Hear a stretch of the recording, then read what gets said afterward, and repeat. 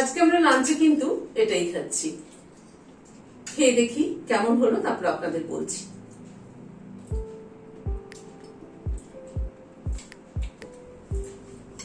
দারুণ হয়েছে খেতে। তোমার কেমন লাগছে? আজকে এটার সাথে দই আর শসা নিয়েছি, ঘরে পাতা টক দই আর শসা। ব্রাউন রাইস এবং রাজমা দুটোই কিন্তু খাওয়া হেলথের জন্য খুব ভালো। যারা ডায়েট করতে চান তাদের জন্য খুব ভালো। আর এই কর্মব্যস্ত জীবনে আলাদা করে সবকিছু ডাল ভাত মাছ তরকারি রান্না না করে এরকম একটা হোল মিল রান্না করে নিলে খাওয়াও যেমন স্বাস্থ্যের পক্ষে ভালো, সময়ও কিন্তু অনেক বেঁচে যায়। আপনারাও কিন্তু অবশ্যই বানাবেন, বানিয়ে খেয়ে আমাকে কমেন্ট বক্সে বলবেন।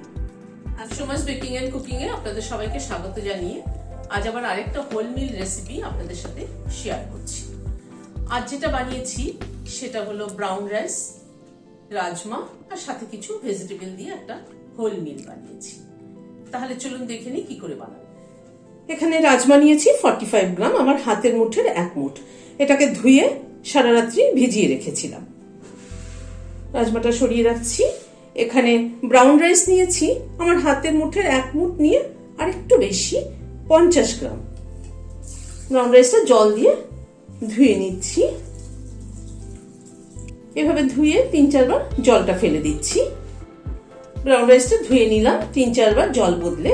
এবার গরম জলে ব্রাউন রাইসটা ভিজিয়ে দিচ্ছি। ব্রাউন রাইস হতে কিন্তু একটুখানি সময় লাগে। নর্মালি আমরা যেরকম ভাবে ভাত করে থাকি সেভাবে করলে অনেক সময় লাগে। সেই জন্য ব্রাউন রাইসটাকে প্রেসার কুকারে করতে হয়, এবং প্রেসার কুকারে করার আগে যদি একটু গরম জলে ভিজিয়ে দেওয়া হয় তাহলে টাইমটা একটু কম লাগে।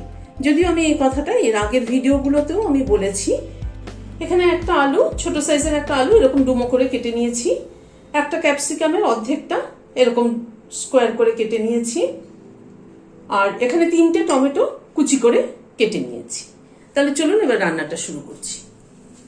প্রেসার কুকারে জল ফুটছে, রাজমাটা দিয়ে দিচ্ছি। চালটাও দিয়ে দিচ্ছি।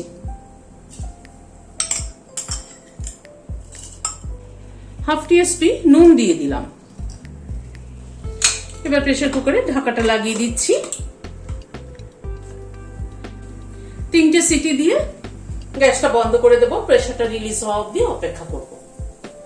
3টে সিটি দেওয়ার পরে প্রেসার কুকারটা নামিয়ে প্রেসারটা রিলিজ হতে দিয়েছি। গ্যাসে একটা কড়াই বসিয়েছি, সরষের তেল দিচ্ছি। তেলটা একটু গরম হওয়া অবধি অপেক্ষা করব। তেলটা একটু গরম হওয়ার পরে তেলে প্রথমে একটা বড় এলাচের দানাটা দিলাম। হাফ টিস্পুন জিরে দিলাম, একটা দারচিনি, 2টো লবঙ্গ আর একটা এলাচ দিলাম। একটা তেজপাতা ছিঁড়ে দিয়ে দিলাম। ফোড়নটা থেকে একটা সুগন্ধ বেরোনো অবধি অপেক্ষা করব। তেলটা কিন্তু খুব গরম করে কখনোই ফোড়ন দেবে না। তেলটা হালকা গরম করে গ্যাসের ফ্লেমটাকে কমিয়ে নিয়ে ফোড়নটা দেবেন, তাহলে ফোড়নের গন্ধটা সুন্দর হয়। এখানে 2টো মিডিয়াম সাইজের পেঁয়াজ কুচি করে নিয়েছি, সেটা দিয়ে দিলাম। পেঁয়াজের পরিমাণটা একটু বেশি দিলে ভালো লাগে খেতে।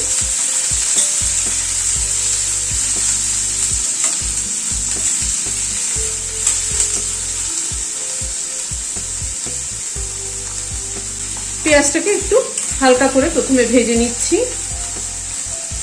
গ্যাসের ফ্লেমটাকে কমিয়ে পেঁয়াজটা ভাজছি। পেঁয়াজটাকে একটু মিনিটখানে নাড়াচাড়া করে নিলাম। এখানে 7-8 কোয়া রসুন থেতো করে নিয়েছি, সেটা দিয়ে দিলাম। রসুনটাও পেঁয়াজের সাথে ভেজে নিচ্ছি।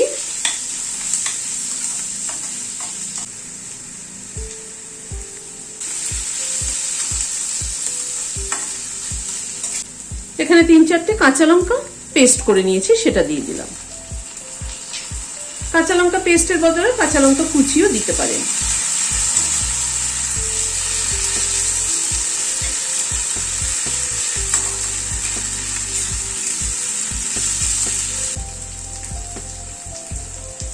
ওয়ান টিস্পুন আদা কুচি দিলাম। এখানে আদা বাটা ব্যবহার না করে আদা কুচি দিলাম, যে আদা কুচিটা মুখে পড়লে খেতে ভালো লাগবে রাজমার সাথে।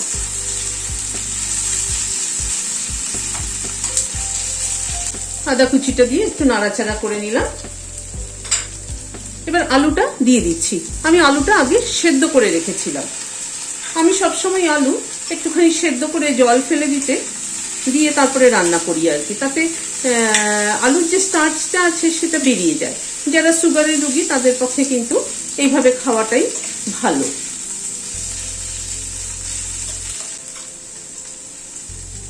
এবার কিছু গুঁড়ো মশলা দিচ্ছি, হাফ টিস্পুন হলুদ দিচ্ছি, হাফ টিস্পুন একটু কম নুন দিলাম, কারণ নুন সেদ্ধর মধ্যে নুন দিয়েছি আমি, রাজমা চালটা সেদ্ধর মধ্যে।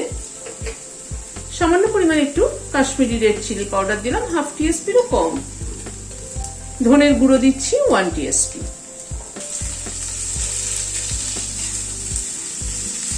সবগুলো দিয়ে একটু নাড়াচাড়া করে নিচ্ছি পেঁয়াজের সাথে। ক্যাপসিকামটাও অ্যাড করে দিচ্ছি, টমেটোটাও অ্যাড করে দিচ্ছি।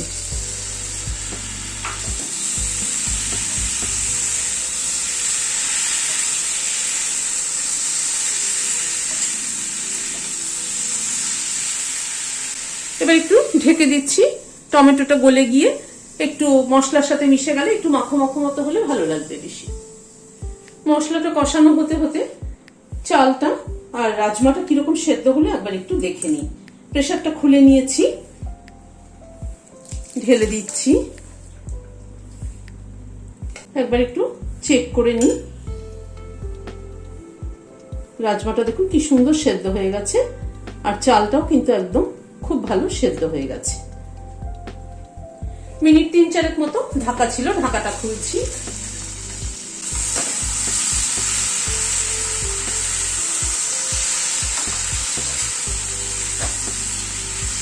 টমেটো গুলো গলে গিয়ে কিন্তু মশলার সাথে মিশে গেছে।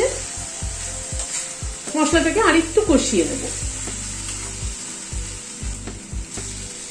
মশলাটাকে আর মিনিট 2 মতো একটু কষিয়ে নিলাম। এবার রাজমাটা চালটা ঢেলে দিচ্ছি। ব্রাউন রাইস এবং রাজমা দুটোই কিন্তু খাওয়া স্বাস্থ্যের জন্য ভীষণই ভালো।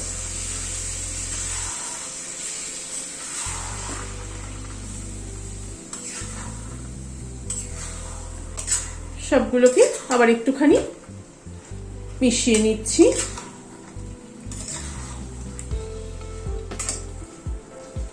আবার একটু ঢেকে দিচ্ছি, গ্যাসের ফ্লেমটাকে কম করে দিচ্ছি। মিনিট 2 মতো একটু ঢাকা ছিল, ঢাকাটা খুলছি।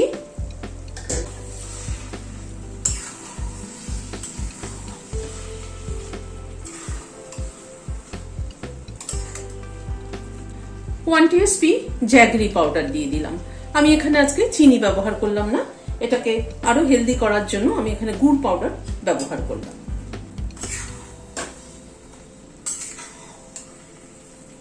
খুব কম সময়ে সহজে তৈরি হয়ে যাওয়া একটা দারুণ সুস্বাদু পদ কিন্তু। খানিকটা ধনেপাতা কুচি ছড়িয়ে দিলাম, মিশিয়ে দিচ্ছি ধনেপাতাটা। গ্যাসটা বন্ধ করে দিলাম, দিয়ে ঢেকে দিলাম স্ট্যান্ডিং টাইম 5 মিনিট, ধনেপাতা ফ্লেভারটা অ্যাবজর্ব হওয়ার জন্য।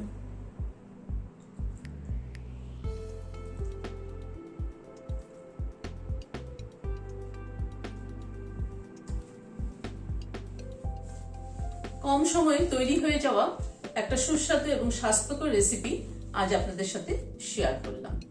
কেমন লাগলো আমাকে কিন্তু অবশ্যই বানিয়ে খেয়ে কমেন্ট বক্সে জানাবেন। আর ভালো লাগলে একটা সাবস্ক্রাইব করার অনুরোধ রইল। আজ তাহলে এখানে শেষ করছি। নমস্কার।